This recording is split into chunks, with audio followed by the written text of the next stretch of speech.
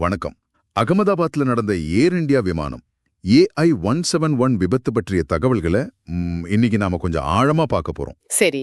லண்டனுக்கு புறப்பட்ட இந்த விமானம் கிளம்புன கொஞ்ச நேரத்திலேயே விபத்துக்குள்ளாயிருக்கு. ஆமா. நம்ம கிட்ட இருக்கிற செய்தி நிறுவனங்களோட பதிவுகள், அப்புறம் அதிகாரப்பூர்வ அறிக்கைகள், அப்புறம் இந்த விமான பயணத்தை தவறவிட்ட ஒரு பயணியோட பேட்டி, இதையெல்லாம் வச்சு என்ன நடந்தது, உடனடி நடவடிக்கைகள் என்னன்னு பார்க்கலாம். சரிங்க. ஏர் இந்தியா விமானம் AI-171 இது ஒரு போயிங் 787-8 ரக விமானம். வியாழக்கிழமை மதியம் அகமதாபாத்ல இருந்து லண்டன் ஹீத்ரோவுக்கு போய்கிட்டு இருந்திருக்கு. ஓஹோ. விமானத்துல மொத்தம் 242 பேர் இருந்திருக்காங்க. அதுல 230 பயணிகள், 12 விமான சிப்பந்திகள். ஓ, பயணிகளோட பின்னணி பற்றியும் சில தகவல்கள் இருக்குல்ல. ஏர் இந்தியா சொன்னபடி 129 இந்தியர்கள், 53 பிரிட்டிஷ் நாட்டவர், 7 போர்ச்சுகீசியர், அப்புறம் ஒரு கனடியர்னு பல நாட்டு பயணிகள் இதுல இருந்திருக்காங்க. சரி, லண்டன் போற விமானம்னா இந்த மாதிரி கலவை எதிர்பார்க்கலாம் தான். ஆமா. விபத்து எப்படி நடந்ததுன்னு சிவில் விமான போக்குவரத்து தலைமை இயக்குநரகம், அதாவது DGCA, முதல் கட்ட தகவல்களை சொல்லியிருக்காங்க. மதியம் 1:39 மணிக்கு ஓடுபாதை 23ல இருந்து விமானம் புறப்பட்டிருக்கு. ஆனா வெறும் 825 அடி உயரத்தை எட்டின நிலையிலேயே. என்னது, 825 அடிதானா? ஆமா, அவ்வளவு உயரத்திலேயே விமான நிலை எல்லையை தாண்டின உடனேயே தரையில விழுந்து நொறுங்கிருக்கு. ஐயோ. இவ்வளவு குறைஞ்ச உயரத்துல புறப்பட்ட உடனேயே இப்படி விபத்து நடக்குதுன்னா ஏதோ ரொம்ப தீவிரமான பிரச்சனை ஏற்பட்டிருக்கலான்னு தோணுது. ஆமா, ஒரு மருத்துவர் தங்கும் விடுதி கட்டடத்து மேல இது விழுந்தலாகவும் செய்திகள் வருது. சரி. விபத்து நடந்த உடனே மீட்பு பணிகள் ரொம்ப வேகமா தொடங்கியிருக்குன்னு தெரியுது. காவல்துறை, ராணுவம், எல்லை பாதுகாப்பு படை, அதாவது BSF. ஆமா, CISF கூட, இவங்களோட மாநகராட்சி, மாவட்ட நிர்வாக குழுக்களும் உடனே சம்பவ இடத்துக்கு போயிருக்காங்க. ஓஹோ, நிறைய ஏஜென்சிகள் உடனே ஒருங்கிணைந்து செயல்பட்டிருக்காங்க. இதுவே நிலைமையோட தீவிரத்தை காட்டுது.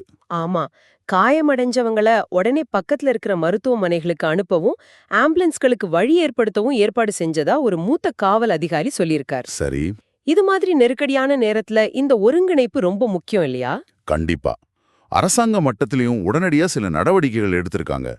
இந்திய பிரதமர் நரேந்திர மோடி, உள்துறை அமைச்சர் அமித்ஷா, அப்புறம் விமான போக்குவரத்து அமைச்சர் ராம்மோகன் நாயுடு இவங்களோட பேசியிருக்கார்.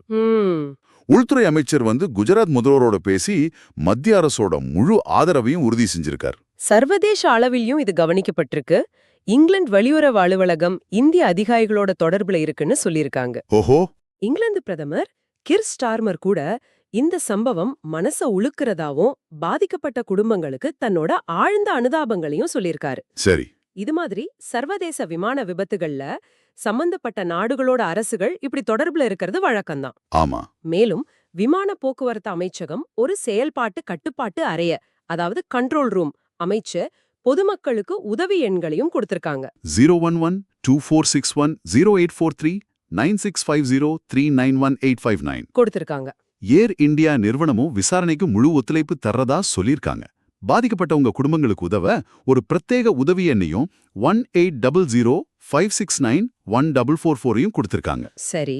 அதோட அகமதாபாத் சர்தார் வல்லபாய் பட்டேல் சர்வதேச விமான நிலையம் தற்காலிகமா மூடப்பட்டிருக்கு. மற்ற விமான சேவைகளும் பாதிக்கப்பட்டிருக்கு. பயணிகள் அவங்க விமான நிறுவனங்களை தொடர்பு கொள்ள அறிவுறுத்தப்பட்டிருக்காங்க. விமானிகளோட அனுபவம் பத்தியும் DGCA தகவல் தந்திருக்காங்களே. ஆமா, விமானத்தோட கேப்டன் சுமித் சஹர்வால் 8200 மணி நேரத்துக்கும் அதிகமா விமானம் ஓட்டின அனுபவம் உள்ளவர்னு சொல்லியிருக்காங்க. ஓ, 8200 மணி நேரம். துணை விமானிக்கு 3500 மணி நேர அனுபவம் இருக்கு. சர்வதேச வழித்தடங்கள்ல போற பெரிய விமானங்களோட கேப்டன்களுக்கு இது கணிசமான அனுபவம் தான். ஆமா. இது அனுபவ குறைவால நடந்ததா இல்ல தொழில்நுட்ப அல்லது வேற காரணங்களான்னு இனி விசாரணையில தான் தெரியும். துரதிர்ஷ்டமா உயிரிழப்புகள் பத்தின செய்திகளும் வர ஆரம்பிச்சிருக்கு. ஒரு ஆதாரம் இதுவரைக்கும் 50 உடல்கள் மீட்கப்பட்டிருக்கிறதா சொல்லுது. ஐயோ, 50 பேரா? ஆமா, மீட்பு பணிகள் தொடர்ந்து நடக்குது. இது ஆரம்பகட்ட எண்ணிக்கை தான். முழு விவரம் வர கொஞ்ச நேரம் ஆகும். இந்த துயரத்திலேயும் நூலிலையில உயிர் தப்பின ஒருத்தரோட அனுபவமும் நம்ம ஆதாரங்கள்ல இருக்கு. அப்படியா? ஆமா, பூமி சௌஹான் ஒரு பெண்மணி லண்டன்ல இருக்கிற அவங்க கணவரை பார்க்க இதே விமானத்துல தான் போக இருந்திருக்காங்க. ஆனா போக்குவரத்து நெரிசல் காரணமா ஏர்போர்ட்டுக்கு வர 10 நிமிஷம் தாமதமாகிடுச்சு. அதனால விமானத்தை தவற விட்டுட்டாங்க. ஓ, கடவுள் செயல். இந்த செய்தியை கேட்டு ரொம்ப அதிர்ச்சி அடைஞ்சதாவும், கடவுளுக்கு நன்றி சொல்றதாவும் அவங்க சொல்லியிருக்காங்க. ஏர்போர்ட்டை விட்டு கிளம்பும்போது அவசரமா போன வாகனங்களை பார்த்ததாவும் சொல்லியிருக்காங்க. டிசம்பர் 2024ல இதே விமானத்துல தொழில்நுட்ப கோளாறு ஏற்பட்டதா சொல்றத பத்தி கேட்டதுக்கு அவங்களுக்கு அத பத்தி தெரியலன்னு சொல்லிட்டாங்க. ஓஹோ. இது போன்ற தருணங்கள் வாழ்க்கையோட கணிக்க முடியாத தன்மையை நமக்கு உணர்த்துது இல்லையா? நிச்சயமா. இந்த விபத்து ஒரு பக்கம் விமான பயணத்துல இருக்கிற தவிர்க்க முடியாத ஆபாயங்களையும், மறுபக்கம் இது மாதிரி சோக சம்பவங்கள்ல எவ்வளவு வேகமா செயல்படணுங்கிற அவசியத்தையும் காட்டுது. ஆமா. விபத்துக்கான உண்மையான காரணம் என்னன்னு தெரிய அதிகாரப்பூர்வ விசாரணை தொடங்கியிருக்கு. அதோட முடிவுகளுக்காக நாம காத்திருக்கணும்.